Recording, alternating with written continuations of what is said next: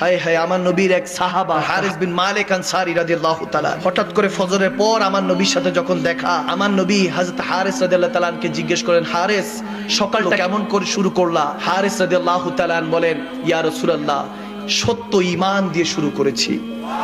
আমার নবী বলেন, হারিস কেমন সত্য ঈমান? ঈমান তাজা করে নেন মুসলমান। ওই তিনটা লফজের মধ্যে এমন এক সত্য লুকায়িত, এমন এক প্রেম লুকায়িত। আল্লাহু আকবার। আযাফাত নাফসি আনিদ দুনিয়া। হারিস রাদিয়াল্লাহু তাআলা বলতেছে, ইয়া রাসূলুল্লাহ, যখন থেকে তার হয়ে গিয়েছি, জান দুনিয়া থেকে সরিয়ে নিয়েছি। সুবহানাল্লাহ বলেন না? যখন থেকে তার হয়েছি, তখন থেকে দুনিয়াকে তালাক দিয়েছি। আমার নবী তখন চোখের মধ্যে পানি অশ্রু টলমল করে উঠলো।